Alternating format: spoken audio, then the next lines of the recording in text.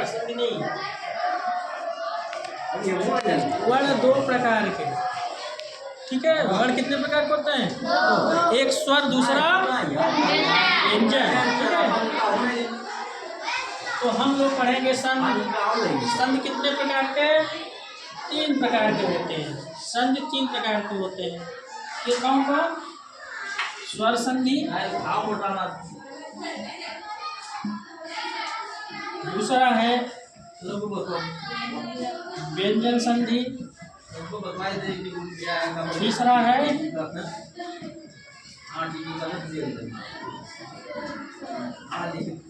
ठीक है विसर्ग संधि। संधि 3 प्रकार की होती है, स्वर संधि, व्यंजन संधि और विसर्ग, ठीक। अभी तो इसके पीछे बहुत जानना है, लेकिन तो समय नहीं। जैसे माइसर सूत्र पढ़ेंगे, स्वर कौन से हैं, व्यंजन कौन से हैं, ठीक है। फिलहाल यहाँ हम लोग अभी संधि पढ़ेंगे, संधि 3 प्रकार की। और उसमें जो है आप लोगों को पढ़ना है स्वर संधि,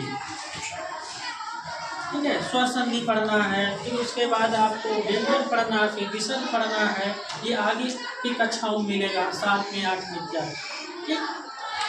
अब जो है संधि की परिभाषा, संधि किसे कहते हैं, बहुत बार पूछा जाता है, ठीक है। संधि 2 वर्णों के मेल को क्या कहते हैं? संधि कहते हैं। 2 वर्णों के मेल को संधि कहते हैं। या दूसरी परिभाषा है, 2 वर्णों के मिलने से जो विकार होता है, जो परिवर्तन होता है, या एक नया शब्द बनता है, उसे हम संधि कहते हैं, ठीक है। लेकिन सामान्य परिभाषा है 2 वर्णों के मेल को संधि कहते हैं, ये कभी नहीं भूलना है। अब उसी भर को पढ़ना है स्वर संधि, ठीक है। स्वर संधि।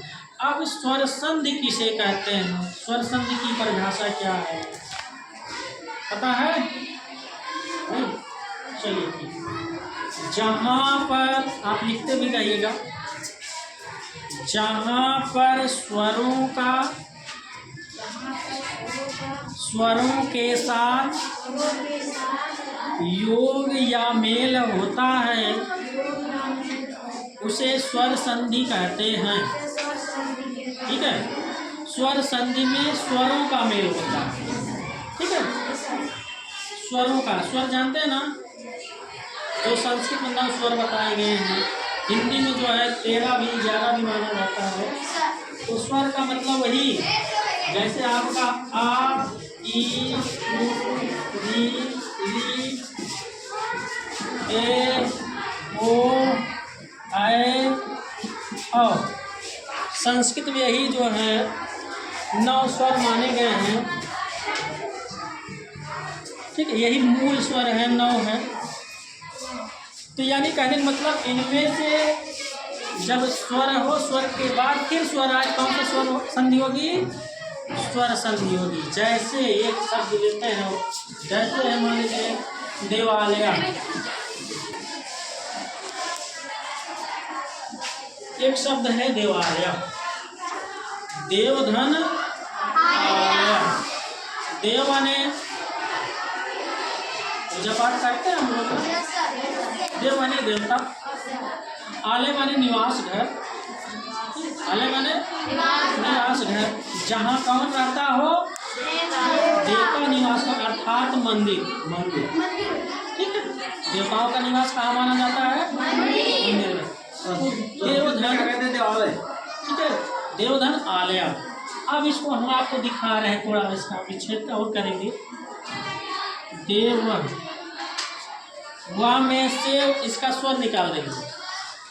इसमें कौन सा स्वर है? आ है। वह में कौन सा स्वर है? आ। इधर क्या है? आ, लया, ठीक है। अब देखिए संधि वहाँ होता है स्वर संधि जहाँ स्वरों के बाद स्वर आए।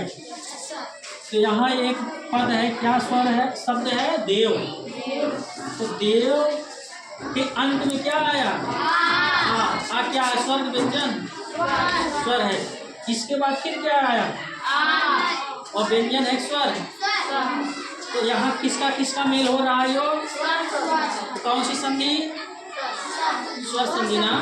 जहाँ स्वर का स्वर के साथ योग या मेल हो वहाँ स्वर संधि होती है। इसका मतलब ये स्वर संधि है। ठीक है, आगे प्रक्रिया होगा। ये संधि मिल करके दीर्घ हो जाएगा, अभी पढ़ाएंगे। आ मिलकर क्या हो जाएगा? बड़ा आ ना। आप सबको जोड़ देंगे, तो जब जोड़ेंगे मिलाएंगे तो क्या हो जाएगा?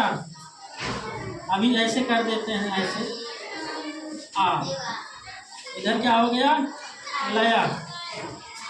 अब सबको मिलाइए, ये आ हुआ में आ जाएगा। इसके नीचे हलंत है, इसका मतलब यहाँ स्वर नहीं है, इसका स्वर निकल गया है। इसका स्वर आ है, आगे है स्वर, इसी को मिला देंगे, क्या हो जाएगा? देवा ना।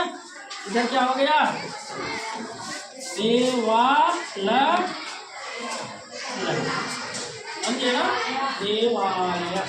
ठीक है, अब हम लोग पढ़ेंगे दीर्घ संधि। स्वर संधि में क्या पढ़ेंगे? दीर्घ संधि।